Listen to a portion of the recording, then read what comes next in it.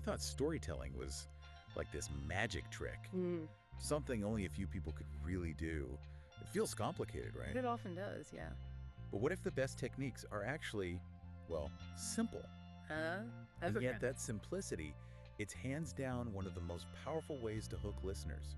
Make what you say really stick. Absolutely. Makes it memorable. So today, we're doing a deep dive. We're looking at 5 essential techniques, things anyone can use to tell, well, insanely good stories. Insanely good. I like that. And the secret, it seems to be about zooming into the moment. Right, not just summarizing. Yeah, getting beyond the summary to immerse people. And our mission, really, for this deep dive is exactly that, to pull out those key insights from the material we've looked at, give you, the listener, a shortcut to storytelling that actually has an impact. We're breaking down what makes it work. Okay, let's kick this off with a great example. It's short, but wow. John Krasinski. Oh, okay, from The Office, right. That's the one. It's like 20 seconds. He's at customs. Agent asks, "Who are you visiting?" Krasinski says, "My wife." Okay. Agent, is she an actress? Krasinski. Yeah. Agent, would I know her? Krasinski, I don't know, man. Her name's Emily Blunt. Ah, and the reaction. The agent's eyes just go, "Why? You? You married Emily Blunt?" Wow. And Krasinski's just like, "Yeah." That's brilliant. So simple but effective. That Krasinski story, it just sticks with you, doesn't it? It really does. It's amazing how much impact is in that tiny snippet. My first thought, would be to just summarize it. Right. Like, the customs agent was surprised when he found out who my wife was. Something like that. But that loses everything. Exactly. It misses the punch completely.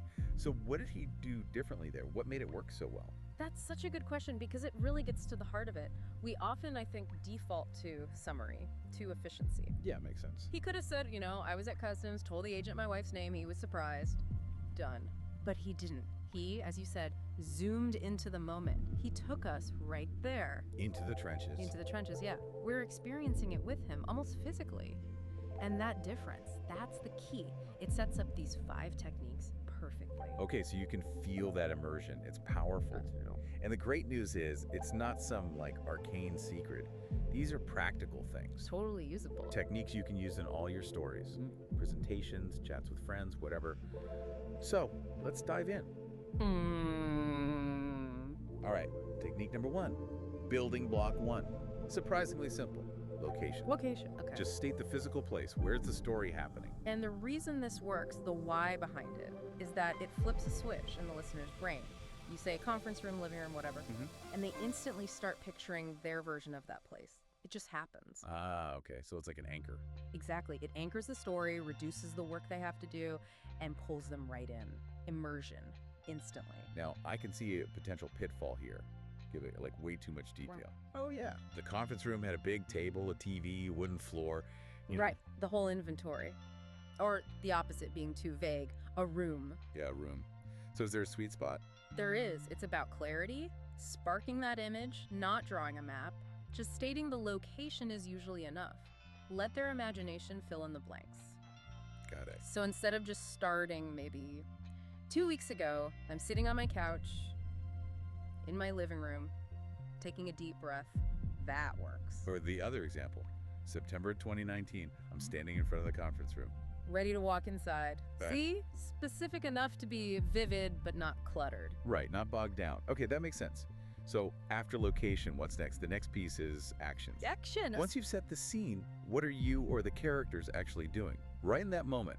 Yeah, the verb. Focus on the verse. And this, if we connect it back, brings what the source calls forward momentum. Ah, momentum. I like that. It's not just listing actions. Each verb pushes the story forward, like a camera tracking the main event. It tells the listener, pay attention, this matters. I'm not wasting your time with setup. Get straight to the point. That feels really efficient, actually. Yeah. Cuts out the fluff.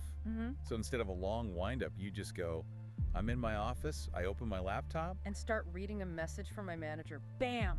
You're there. Or 2 weeks ago, I'm at the airport, waiting, lining up at security. Instantly in the action. Yeah. Okay, now for something that really connects you to the listener, your inner world. Thoughts. Ah, yes. Thoughts. Crucial. Sharing what's going on in your head at that key moment, your internal monologue. And this is deep, actually. It's not just about being relatable. It can trigger mirror neurons in the listener. Mirror neurons. Tell me more. When you share those, raw, unfiltered thoughts, the audience doesn't just understand your experience, they can start to feel it like it's happening to them. Yeah, that's empathy on a whole different level. Exactly, and that connection is incredibly memorable. That makes so much sense. I think a mistake people make, myself included, is trying to sound too polished. Professional, maybe? Yeah, professional. Like, I thought this represents a supreme opportunity. Nobody thinks like that. Right. Our real thoughts are messy, ranty, juicy, neurotic, as the source puts it. Yes. That's it. Yeah. Raw, unfiltered, maybe even a bit contradictory. And it's often just a tiny tweak that makes the difference. Okay, like what? Instead of, say, I was excited to meet my crush, maybe, I thought, this will be so cool, right? Finally get to see her. Yeah, that feels much more real. Or instead of, I was very disappointed, maybe, I thought, oh man, this is bad. Everyone's gonna think I'm stupid, can't go back there. Oof. Yeah, vulnerable. Those authentic, maybe slightly embarrassing insights, that's what connects. Okay, technique number 4. This one's about emotions, but with a really key instruction. Show, don't tell. Show, don't tell. Classic advice, but so important for storytelling. Don't just say, I felt sad. Show how that sadness looked. On the body, the face. Because just saying the emotion word, like disappointed or happy, it's abstract, isn't it? Totally. It doesn't give you a picture. Exactly. But showing it, describing the physical signs, that makes it visual, visceral even. It pulls the listener right into that specific moment, makes them feel the emotion with you. It creates that journey. It really amps up the immersion, doesn't it? Absolutely. So instead of just, I was relieved, you could say, in that moment, I kind of leaned back and just let out this huge sigh. Yes, you can see the relief. Or if someone was anxious, Yeah. not just he was anxious, but He kept tapping his pen on the table, kept glancing up at the clock, like every few seconds. paints such a clear picture, instantly understandable. All right, number 5, the last foundational piece, dialogue. Dialogue. Simple, but so powerful. Using the exact words people actually said Yeah. at that crucial moment. It's a fantastic tool. Makes any story way more interesting, especially if you've got, multiple people involved.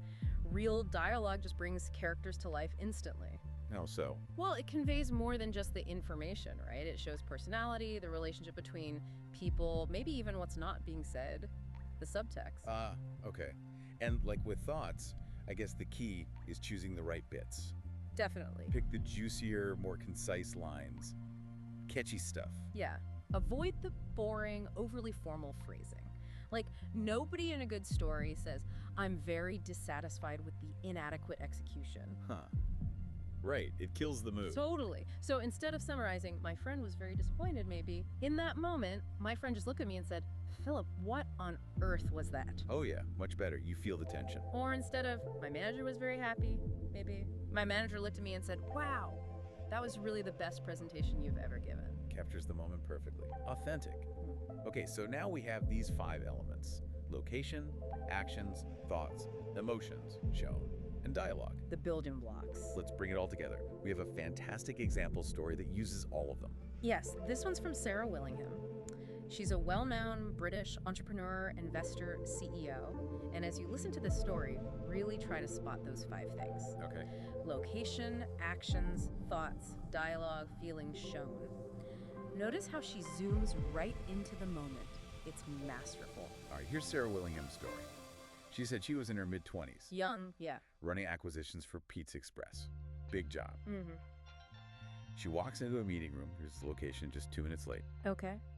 And the lawyer on the other side of the table, he looks up. And he says, oh, thank goodness for that. Mine's white with 1 sugar, please. Wow. The assumption. Dialogue right there. Right. And Sarah's immediate thought she shares, okay, this is a moment. Decision point? So her actions. She walked around to the coffee, made him his coffee, put the coffee right in front of him. Didn't say anything. Not yet. Yeah. Then she looked around and said, would anybody else like a coffee? The dialogue again. Silence. Nobody wanted one. So she made herself a coffee Yeah. and then sat back down again right opposite him. Okay. The tension must have been. And as he looked up, she described how she watched the color drain from his face. Mm. There's the emotion shown as he realized this enormous assumption that he'd made. Oh, you can just picture that. The dawning horror. She calls it such a beautiful moment in my career, really empowering. Realizing that her imposter syndrome, being misjudged because she was a young woman, Yeah. that was actually an incredible superpower. That's her thought, her feeling about it. What a reframe. And then the punchline, she ends with, guess who walked out with the deal? Boom. Fantastic. Implied action, implied dialogue. Perfect ending. What an incredible story. Yeah. So empowering. It really is. And you can totally hear how she zoomed into the moment. Every element was there. Location, action. Her actions, making the coffee, her thought, that crucial dialogue, the lawyer's reaction shown so vividly. It creates this incredibly relatable and, triumphant experience. You're right there with her. So really, there you have it, storytelling. It doesn't need to be this huge, complex thing. Doesn't have to feel out of reach. Exactly. These 5 things, location, actions, thoughts, showing emotions, dialogue, these are the foundations. They're what you need for those insanely good stories that really connect. And the best part is, now you, listening, you have these tools. They're practical. You can use them to make your own communication just more engaging, more memorable. Whether it's a big presentation or just, chatting with a friend about something that happened, these techniques work. Which leads to a final thought, something for you to maybe mull over. Beyond just making your stories more interesting, how might mastering these fundamentals actually change things for you? How so? Like, how might it change the way you connect with people or influence decisions, maybe even how you understand your own life experiences? What unexpected deals, like Sarah Willingham's, might you walk away with when you start telling stories that truly hit home?